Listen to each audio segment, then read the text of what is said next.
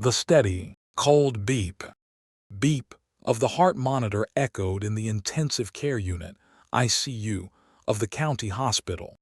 Outside the window, the gray winter sky of a December afternoon was pouring freezing rain, tapping rhythmically against the glass. Ryan stood there, separated from the boundary between life and death of a human being by only a sterile plastic curtain. The man lying on the hospital bed, with countless plastic tubes inserted into his frail chest, was in a deep coma following a severe stroke. The doctor said his brain damage was too extensive.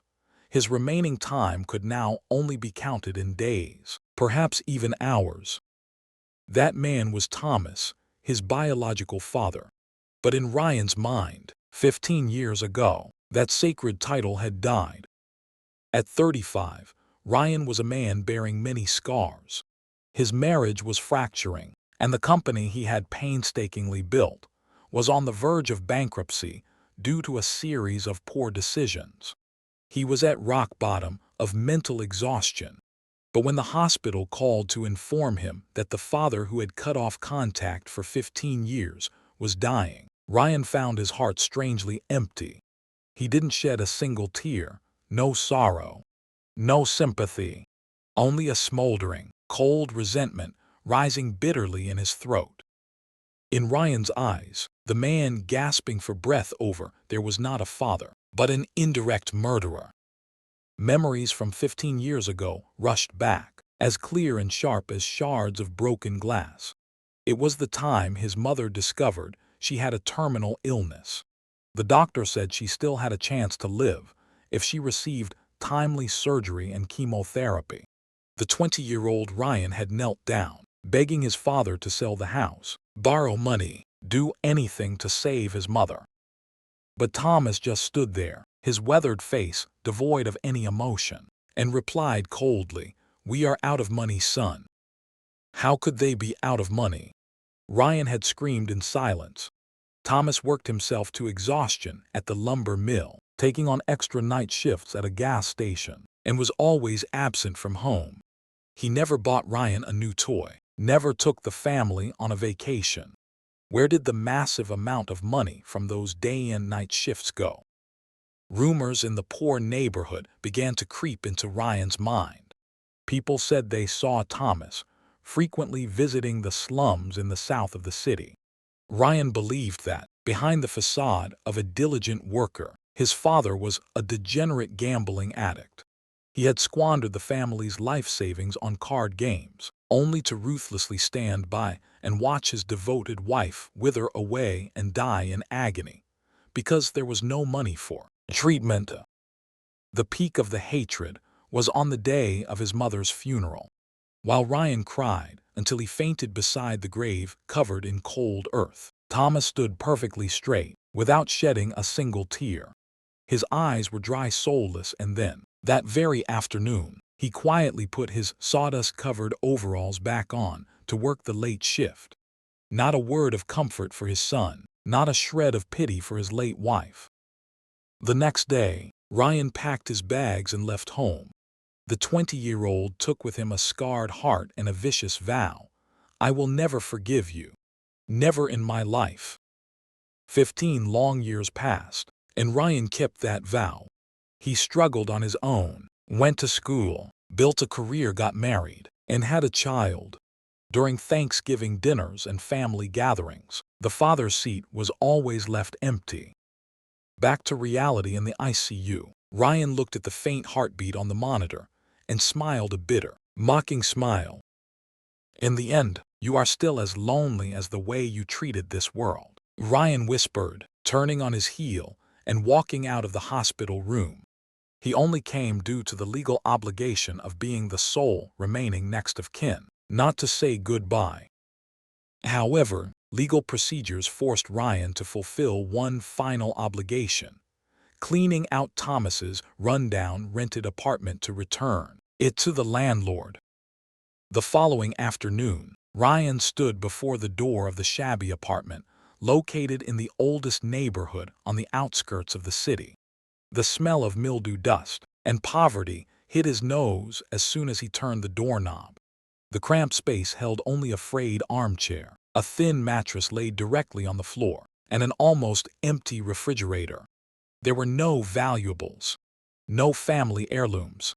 Thomas's existence seemed to be nothing but a lingering ghost. He must have burned his last pennies at the casino, Ryan thought bitterly, tossing a massive black plastic trash bag onto the floor to start gathering things to throw away. He wanted to finish this quickly, so he could return to the mess of his own company. While dragging rotting cardboard boxes from under the bed, the heel of Ryan's shoe accidentally stomped hard on a creaky floorboard. A dry cracking sound echoed. The floorboard caved in, revealing a dark gap beneath the insulation layer. Ryan frowned, curious. He used an iron bar to pry the floorboard up. Right beneath the thick dust of 2 decades, carefully wrapped in multiple layers of waterproof plastic, was an olive green, rusted steel military ammo box. The box was likely a relic from his grandfather's time in the military, tightly locked with a tarnished brass padlock. Ryan's heart suddenly skipped a beat. Curiosity mixed with suspicion rose within him. A secret stash. IOU notes from loan sharks, or mementos of another secret family. Unable to find the key, Ryan grabbed a claw hammer next to the toolbox and brought it down hard on the lock with deafening blows. The sound of metal clashing echoed through the empty room. On the 5th strike, the padlock snapped. Ryan pried the lid of the iron box open. There were no large denomination bills, nor were there debt ledgers of a gambler. Inside were hundreds, perhaps thousands of papers neatly stacked, tightly bound by rubber bands that had rotted and snapped over time. They were paychecks. These paychecks stretched all the way back 20 years, continuing right up until the month before Thomas collapsed. Ryan's hands trembled as he picked up a bundle of yellowed paychecks. Instantly, his gaze froze, his pupils contracting in shock. On the detailed statement of every single paycheck, the gross pay section recorded massive numbers from grinding through 3 consecutive shifts, working weekends and holidays. But in the deduction section, besides taxes, there was always a line automatically deducted: direct transfer. The deducted amount was not small. It accounted for exactly 70% of Thomas's total monthly income. For 20 grueling years, every time he got paid, 70% of that blood and sweat money was withdrawn straight from his account, leaving only a meager 30% for him to scrape by on. Ryan's hands frantically dug through the box.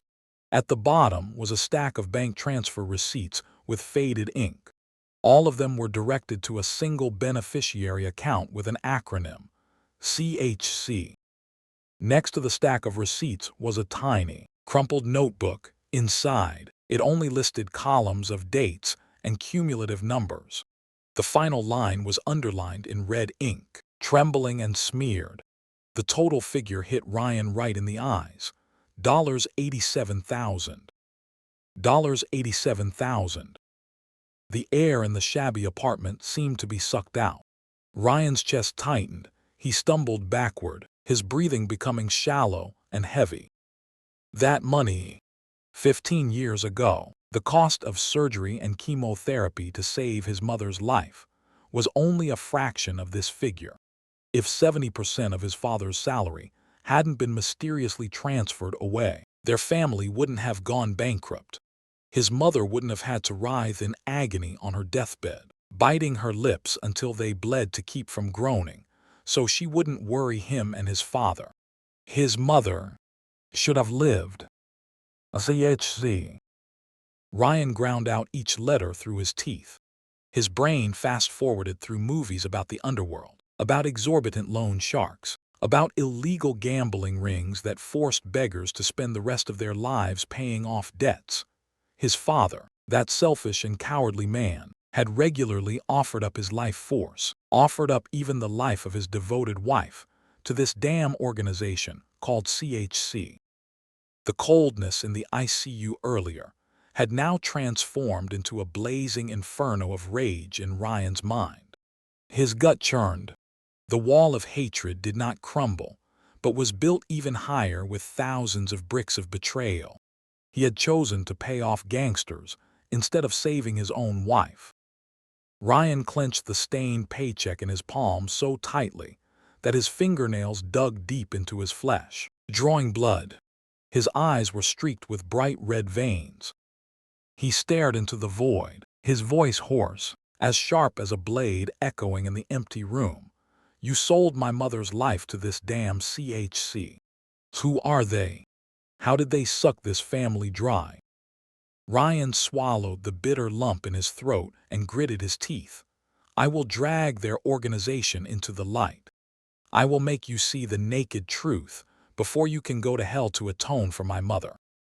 Ryan scooped up the entire stack of papers, shoved them hastily into his leather briefcase, left the mess of the apartment behind, and dashed out into the freezing rain.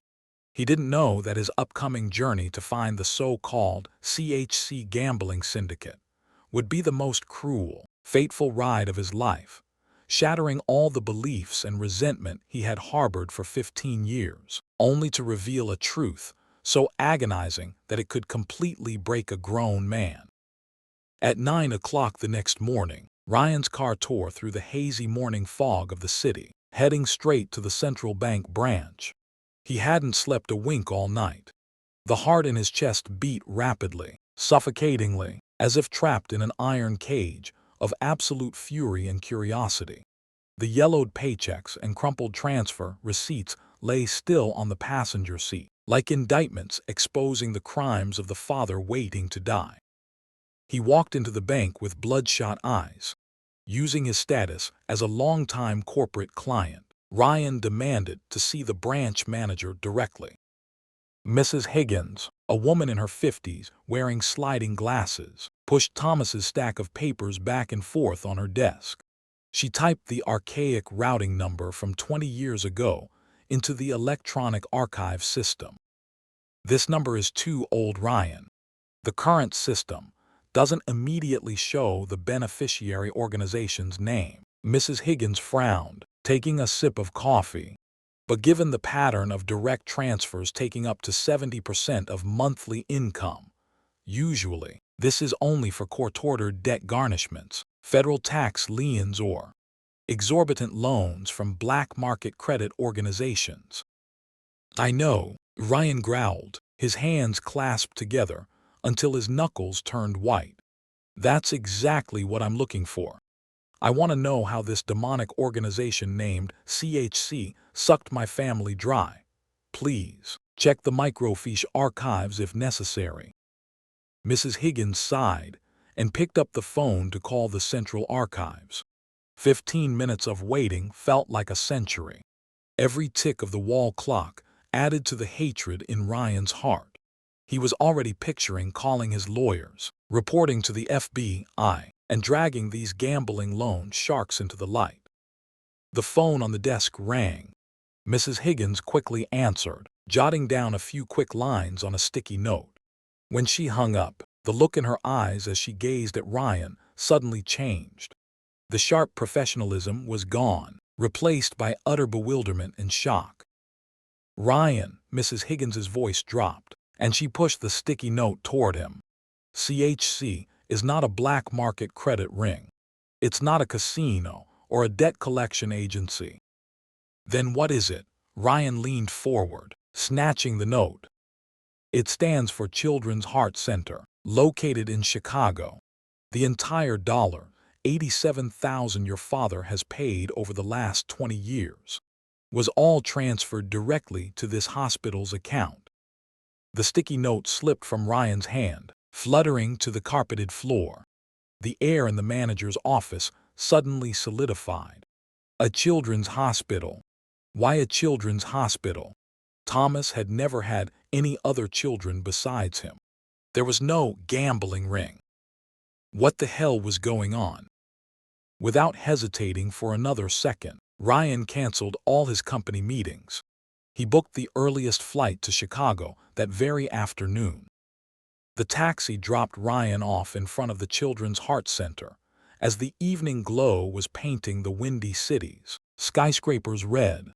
The hospital, with its walls painted in bright, childlike murals, completely contrasted with the dark mess in his mind. Using his medical power of attorney and his status as patient Thomas's sole next of kin, Ryan requested access to financial records from 2 decades ago. After hours of dealing with administration, Thomas's file was finally handed over to Dr. Evans, the former medical director of the hospital, now an elderly man in his 70s with white hair, who still occasionally visited the hospital as a consultant. Dr. Evans pushed up his glasses, flipping through the time-yellowed paper files. When he saw the name Thomas and the stack of receipts Ryan had brought, the old doctor's age-spotted hands trembled slightly. He looked up at Ryan, his eyes holding a profound sorrow, as if he were seeing a ghost from the past. "I have never forgotten this name," Dr. Evans said in a deep, sad voice. "And if I'm not mistaken, you are Ryan, aren't you? You have a long scar down the middle of your chest." Instinctively, Ryan's hand went up to touch the chest of his shirt. Beneath the expensive fabric was a long keloid scar he had carried since childhood. He had always been convinced it was the mark of a charity surgery, a free miracle sponsored by some humanitarian fund when he was little. "Yes, but how do you know?" Ryan stammered. Dr. Evans sighed, closing the file. "Because 25 years ago, I was the one who made that incision to give you a new heart." The room was so quiet that Ryan could clearly hear the heavy thudding in his own chest, the strong heartbeat of a healthy 35-year-old man. 25 years ago, Dr. Evans recounted slowly, his voice transporting Ryan back to a past he had completely forgotten. "You were a 10-year-old boy with end-stage congenital heart failure. Your chances of survival were practically zero without a donor heart and an emergency transplant. A miracle happened when we found a matching heart, but the tragedy lay in the hospital bills." The old man pointed at the crumpled paychecks on the desk. "Your family's insurance at the time was the cheapest kind. It refused to cover an experimental organ transplant. The cost for the entire surgery, anti-rejection medications, and post-operative care came to exactly $87,000, an astronomical sum for a lumber mill worker like your father." Ryan's face turned pale. His lips trembled dry. I always thought I was funded by a charity." "There was no charity that covered all that money, Ryan." Dr. Evans shook his head, his eyes reflecting respect mixed with sorrow. "The hospital's charity fund only acted as a guarantor, so your father could borrow that money from a private medical credit organization just to save your life immediately. To get the loan approved, your father had to sign a blood debt contract. He agreed to mortgage the labor of the rest of his life. They demanded an automatic deduction of 70% of his monthly income until he paid off both the principal and the interest." Dr. Evans pushed the stack of paychecks toward Ryan. 20 years.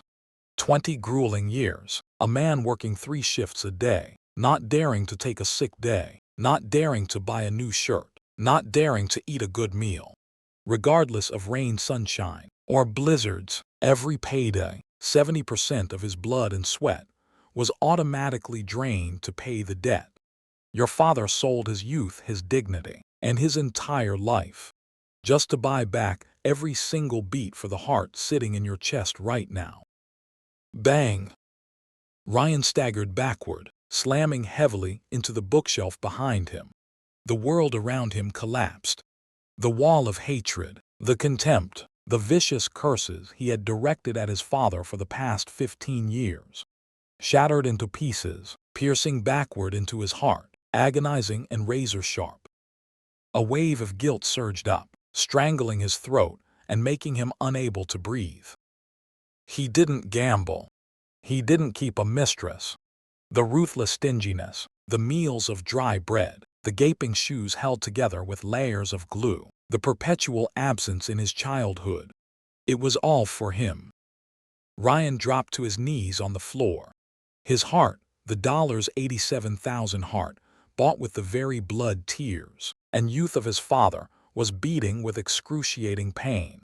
He had used the very life his father had sacrificed a lifetime to exchange for, used the success built on the freedom his father provided, to abandon him, to brand him with the title of the worst kind of scum. He buried his face in his hands, choking sobs bursting out, tearing through the silence of the office. Tears of belated remorse flowed endlessly. Why? Why didn't he tell me? Why did he hide it from me? Why let me hate him all these years? Ryan screamed in agony. Dr. Evans stepped forward, placing a warm hand on the crumbling man's shoulder. Every father wants his child to fly high, Ryan. If you knew you were carrying your father's lifetime debt on your back, you would have lived in torment and guilt. You would have never dared to leave home, never dared to take a risk and build a career. Your father would rather have you hate him than have you live like someone in debt. Ryan bowed his head to the floor, crying like a child. This truth was too cruel. It was great and noble, yet so harsh that it made him feel like the biggest sinner in the world. But then, amidst his choking sobs, a lightning bolt of memory suddenly flashed through Ryan's mind. He snapped his head up, his bloodshot eyes staring fixedly at the doctor. Amid the storm of remorse, another gut-wrenching question surfaced, carrying an equally sharp pain. Wait, Ryan's voice trembled. He gripped the edge of the desk, struggling to stand up. I understand he sacrificed to save me. I understand that debt. But what about my mother? Ryan took a step forward, his eyes shattered. 15 years ago, when my mother got sick, the doctor said she could live if she had surgery. If my father could sign a blood contract to save me, why? Why did he heartlessly watch my mother wither away? Why didn't he take out another loan? The worst that could happen was losing the house. The worst was that I drop out of school and go to work. Why did he abandon her? The room suddenly fell into a terrifying silence. The howling wind outside the 12th floor glass window sounded like the choked sobs of the sky. Dr. Evans let out a long sigh, a sigh carrying the weight of keeping a secret for decades. He turned his back, slowly walking toward the oak cabinet in the corner of the room. The click of keys echoed. Dr. Evans pulled open the bottom drawer, taking out a faded yellow envelope, its edges frayed by time. On the face of the envelope was neat but trembling handwriting, a handwriting that, just from a glance, made Ryan's heart skip a beat. It was his mother's handwriting. Your father didn't abandon your mother, Ryan, Dr. Evans said, his voice hoarse with emotion. He walked over, handing the sealed envelope to Ryan. It was your mother who made that decision. Ryan's hand hovered in midair, his chest constricted as if someone were crushing the heart inside. He stared at the yellowed envelope, a premonition of a cruel truth, a crime of love he was about to face, waiting to swallow the last shred of his sanity. The space in Dr. Evans's office seemed to freeze. The roar of the rushing traffic down on the bustling streets of Chicago was completely blocked by the tempered glass, leaving only a thick, suffocatingly heavy silence. Ryan took the yellowed envelope from the old doctor's hands. The hands that were used to signing million-dollar contracts were now trembling so much they couldn't steadily hold a thin piece of paper.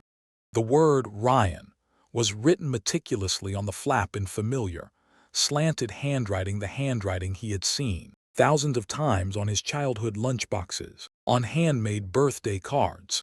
His mother's handwriting. Dr. Evans patted Ryan's shoulder lightly, sighing softly, "Take your time with her. I will step outside for a moment." The door clicked shut. Ryan was left alone in the empty room, facing the ghost of the past. He swallowed hard, carefully peeling back the glue that had dried up over time. Inside were 2 pieces of lined paper torn from a cheap notebook. The writing was dense, smudged in some places by tears that had dried 15 years ago. Ryan took a deep breath, his eyes touching the first line. Thomas, my husband, and Ryan, my son, if one day you read these words.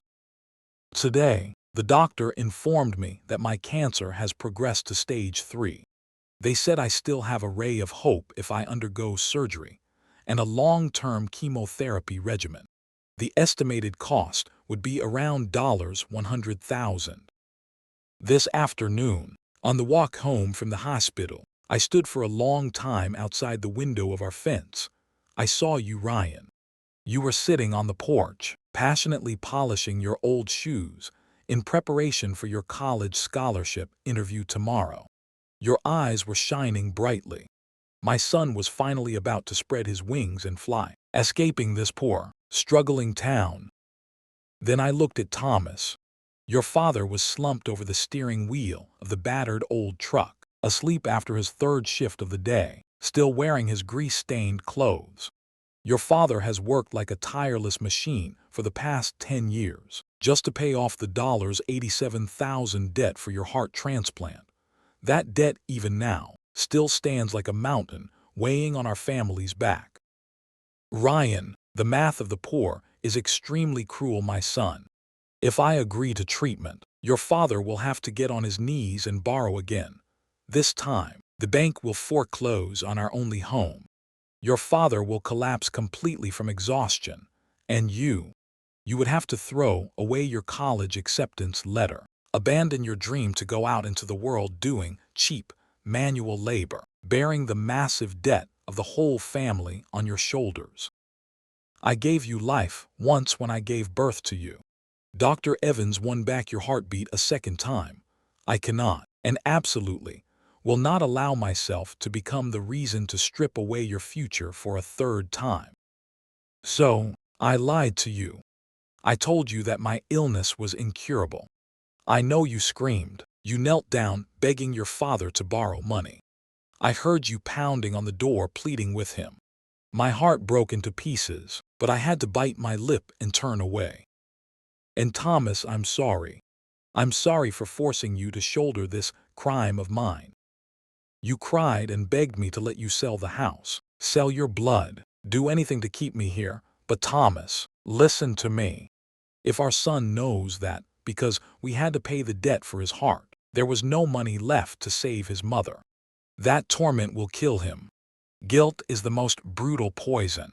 It will chain Ryan down for life, making him never dare to hold his head high and live. So I beg of you, Thomas, you must play the villain. You must not explain. You must not shed a tear at my funeral. You must let our boy believe that you are a terrible, cold, and selfish man. Let him hate you. Hatred will be the fire that pushes him out of this house. Hatred will make him strong, resilient, and independent to fly far away and prove he is better than you. Better to let our son hate us than let him carry remorse for the rest of his life. Thomas, you are the greatest man I have ever known. You bought the sky for our son with your sweat, blood, and your very own loneliness. Stay strong, my love. Ryan, the heart beating in your chest, is the crystallization of everything your parents had. Live a brilliant life, my son. Do not look back. I love you forever. The paper slipped from Ryan's hand, as light as a dry leaf. But in his mind, the sky had just crashed down. Ryan collapsed. His knees slammed hard onto the floor. He clutched his chest, where the healthy heart was beating, in excruciating agony, gasping for breath, but no air entered his lungs. The wailing cries of a 35-year-old man burst out, choked, sobbing, shattered, and wild like a wounded animal. Everything was clear. A truth so cruel and so great that it was beyond the endurance of a human being. He remembered the day of his mother's funeral. It was pouring rain then, too. He had cursed, he had despised his father when he saw him standing as unfeeling as a stone statue before the coffin. He had called him a cold-blooded monster. But now, the veil of prejudice was torn away. Ryan realized the truth behind Thomas's dry, soulless eyes that day. He didn't cry, not because he didn't hurt, but because the pain had surpassed the limit of tears. He stood there, grinding his teeth to crush his own soul, forcing his heart to freeze over in order to fulfill his final promise to his beloved wife, to become the shield that bore all the pain for their only son. He had personally worn the mask of a villain, enduring all the curses and rejection from his son, just to protect his soul so he could step out into the world whole. Over the past 15 years, what had Ryan done? He used the very life his mother traded with her death, used the very financial foundation his father had drained his blood and bones to build, to rise and become a successful businessman, only to then use that glamorous success to look down on his father. He wore expensive suits, drove luxury cars, while his great old father still trudged along in the slums, sipping cold soup, wearing torn shoes, carrying the $87,000 debt, and the bone-deep resentment of the very son he had saved. "You bastard, Ryan. You are an absolute bastard." Ryan slapped himself in the face, slapped so hard they split his lip. His tears streamed down, mixing with self-loathing. He had hated the man who held up the sky so he could walk in the sunlight.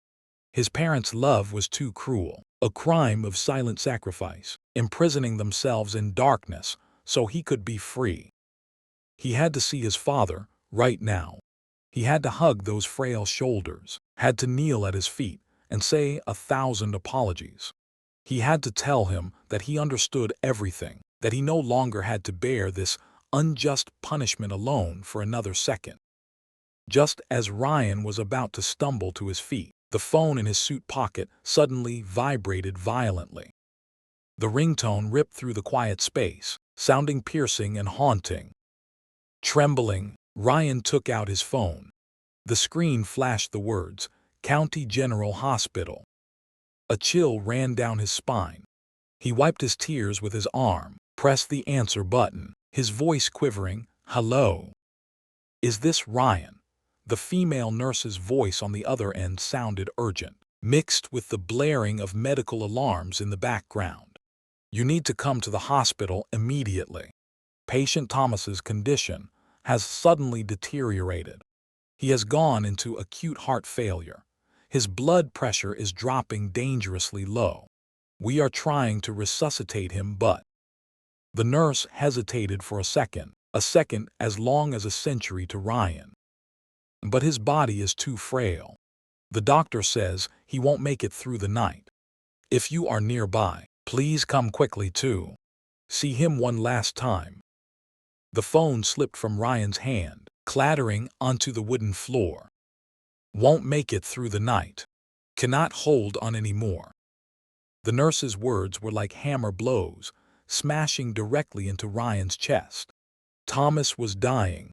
The old father who had carried the $87,000 debt, carried the infamy of killing his wife, carried 15 years of his son's rejection, was taking his final steps toward death's door, taking his unjust grievance deep into the grave. "No, Dad, please don't go. Wait for me." Ryan roared, grabbed the blood-stained paychecks and his mother's letter, and stuffed them tightly into his chest pocket. He threw open the door to Dr. Evans's office and bolted down the hospital corridor like an arrow. Outside, the Chicago sunset had completely faded. The sky darkened, and freezing winds began to howl, signaling an impending blizzard. Ryan rushed onto the street, frantically hailing a taxi, his eyes locked toward the airport with utter desperation. The race against death began. The flight would take 3 hours. The drive from the airport to the county hospital was 45 minutes. Would a son, remorse be fast enough to beat the Grim Reaper's scythe? Or would Ryan have to carry this cruel verdict of conscience, living out the rest of his life in eternal regret for failing to say words of love before it was too late? The night flight from Chicago back to his hometown took 3.5 hours, but to Ryan, it felt as long as an eternity of punishment. Outside the airplane window, the season's first blizzard roared, tearing through the night with relentless gusts of wind. But the storm outside was nothing compared to the storm tearing his soul apart. Ryan's hands gripped the yellowed paychecks, and his mother's letter so tightly that his knuckles were stark white. He just stared into the void, tears endlessly streaming down the 35-year-old man's cheeks. His mother's words haunted him, echoing in his head like a requiem for his foolish and arrogant life. Let him hate you. Better to let our son hate us than let him carry remorse for the rest of his life. The plane landed with a violent jolt. Leaving his luggage behind, Ryan dashed out of the terminal like a madman. Catching a taxi, he screamed at the driver, "County General Hospital, please. Drive as fast as you can. My father is out of time." The car sped through the blinding curtain of snow. The blurry streetlights flashed past the window, just like the reels of memories fast-forwarding in Ryan's head. He remembered the meager dinners of canned soup, where his father always gave him the meat. He remembered his father's soaking wet back as he pushed a bicycle with a flat tire through the rain, so he could give Ryan the bus fare to buy books. He remembered the silent, dry eyes of his father at his mother's funeral, eyes that he now understood were the depths of utter devastation, when a man had to bury his life's greatest love with his own hands, and then lock his heart away to become a cruel villain in the eyes of his only son. As the car screeched to a halt in front of the emergency room, Ryan threw a $100 bill back and burst out the door, ignoring the freezing sleet slashing across his face. The hospital corridor at 2 in the morning was deserted, cold, reeking of antiseptic. The sound of Ryan's shoe soles echoed rapidly, tapping out a frantic rhythm on the granite floor. He pushed open the doors to the intensive care unit, ICU. Outside room 402, the on-call doctor and 2 nurses stood in somber silence. When they saw the soaking wet, panting Ryan rush over, the doctor gently shook his head, his eyes reflecting sympathy. "Ryan, his pulse is very weak. We've used the last dose of cardiac stimulants, but his body isn't responding anymore. He seems to be waiting for something before letting go." Ryan didn't answer, his chest clenched in pain. He turned the doorknob and stepped inside. The room was dimly lit by a yellow glow. The ventilator hissed with every labored breath. The heart monitor beeped beep. Beep slowly, sparsely, like the last drops of water falling from a dried-up pitcher. Thomas lay there. The great man who had carried the sky for him was now gaunt, shriveled, swallowed up by the stark white bedsheets. The deep wrinkles on his forehead bore the hardship of 20 years of working without a day off. His lips were dry, cracked, and pale. An ocean of remorse surged, breaking down the last barriers of pride of a successful CEO. Ryan approached the bed, dropping both knees to the cold floor. He grasped his father's rough, calloused hand, covered in scars from sawdust and machinery. The hand that had signed the $87,000 blood debt contract to trade for his heart. He pressed that hand against his cheek, tears pouring down, soaking the frail fingers. "Dad." The broken, choked call escaped Ryan's throat. For the past 15 years, this was the first time he had called him Dad. 15 years of arrogance and resentment now melted into ultimate agony. "Dad, I'm sorry. I'm so sorry, Dad," Ryan sobbed, taking the crumpled paychecks and his mother's letter and pressing them tightly against his chest. "I know everything. I went to Chicago. I met Dr. Evans. I read Mom's letter. Why were you so foolish? Why did you bear it all alone? Why did you let me hate you all these years?" Ryan's hot tears fell onto Thomas's cold hand. And then a miracle flickered on the boundary of life and death. It seemed that gut-wrenching cry of "Dad" had pierced through the fog of death, pulling the father's soul back to the living world for one brief, fleeting moment. Thomas's wrinkled eyelids fluttered. He slowly opened his eyes. Those cloudy eyes, obscured by age and illness, now slowly turned toward the sound of crying. He saw Ryan. He saw the once little boy, now fully grown, kneeling brokenly at his feet. There was no reproach. There was no resentment. Deep within those old eyes was only immense peace. The relief of a life finally receiving a pardon, knowing that his son was safe grown, and no longer having to live in painful deception. Thomas moved his lips, wanting to say something, but his waning breath didn't allow him to form words. Using the absolute last ounce of strength of a fading life, he gently pulled his hand away from Ryan's. Ryan held his breath, thinking his father still hadn't forgiven him. But no. The calloused, trembling hand of the old father lifted laboriously into the air. He didn't pat Ryan's head like other fathers.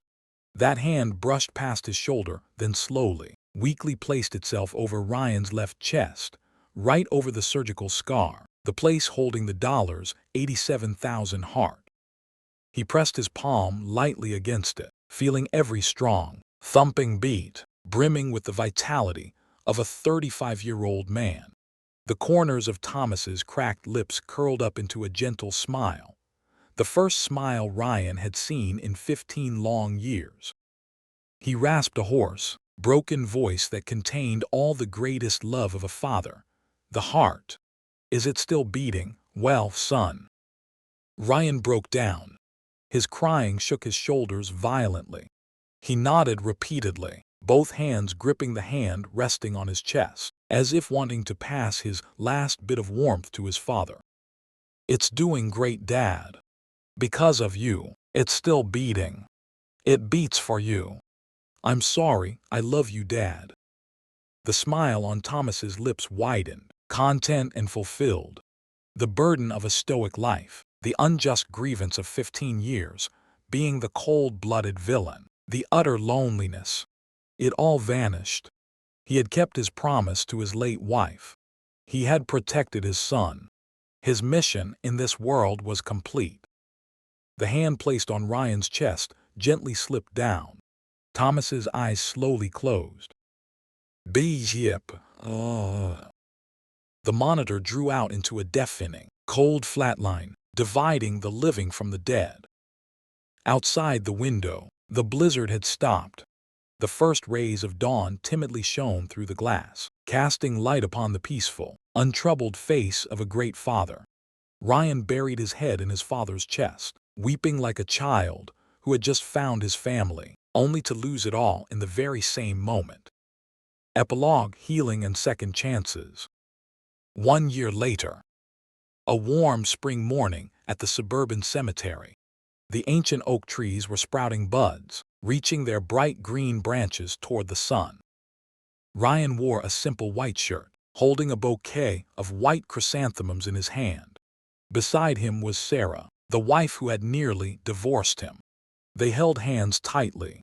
In front of them, their 5-year-old daughter was happily skipping toward 2 graves placed side by side, nestled under the shade of the large oak tree. The events of that night in the hospital changed Ryan forever. After his father's death, he did not let himself drown in self-destruction. He understood that his life, the heart beating in his chest, was bought with his father's lifetime and his mother's life. To destroy it, to throw it away, would be the greatest act of unfilial piety. Ryan gathered his last remaining capital, changed his mindset, and rebuilt his company from the ashes.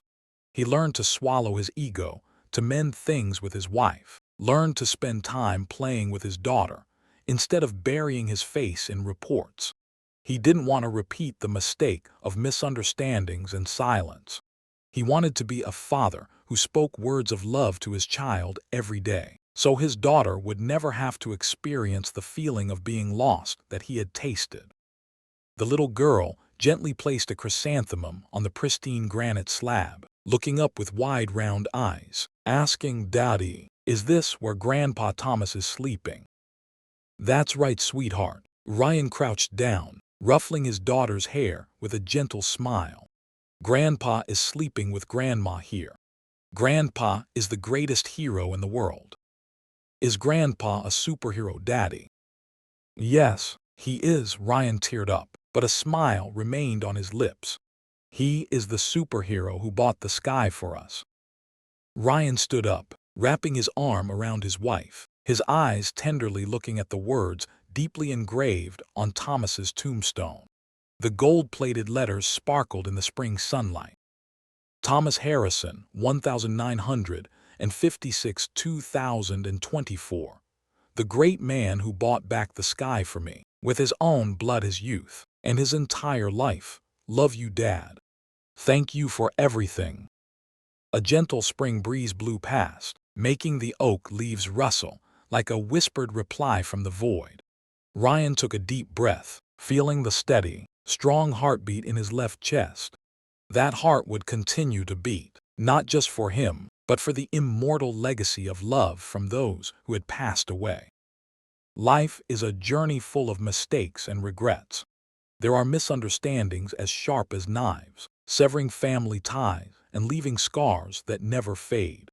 The silent sacrifices of fathers and mothers of the previous generation are sometimes buried under a facade of barrenness and harshness. But true love always exists, grand and proud. We cannot take back the lost years, cannot turn back the clock to retract thoughtless words. But we always have today to understand, to forgive, and to give second chances.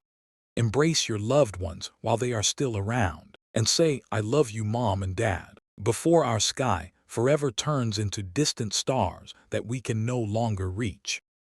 Dear friends, the story of the rusted box, the $87,000 secret, and the immense sacrifice of Father Thomas ends here. In this fast-paced life, sometimes we unintentionally build walls of cold prejudice against the very people we love the most. The image of fathers and mothers from the previous generation, those who would rather take the disadvantage, rather bear the reputation of being heartless, even play the villain to exchange for smiles and a sky of freedom for their children, is the highest symbol of unconditional love. Their silence is sometimes an ultimate sacrifice that we only belatedly understand when they are gone. We would like to add that the story you just listened to is a completely fictional work, written and created by us. However, even if Ryan or Thomas are not real, the messages about blood ties, about heart-wrenching misunderstandings, about ultimate remorse and the longing for healing are incredibly authentic pieces. Those are emotions that any of us could unexpectedly encounter, or see a reflection of our own families somewhere amidst the ups and downs of life. This life is so fragile, and time never knows how to wait. Do not let your pride or unresolved misunderstandings rob you of precious time with your family. If you are still lucky enough to have your parents in this world, please do not hesitate to pick up the phone and call them, or simply run home, hug them tight, and say, "I love you." Because a word of love, a hug given today, will always be worth more than tens of thousands of tears shed before cold tombstones tomorrow. Thank you for quieting down, sympathizing, and sharing the beat of your heart with us throughout this story. If this message touched your soul, please leave a comment sharing your own story. Send this video to those you love, and don't forget to hit subscribe to the channel. Your companionship is the motivation for us to continue bringing more humane, profound, and healing stories. Goodbye, and may you always keep a warm heart full of love.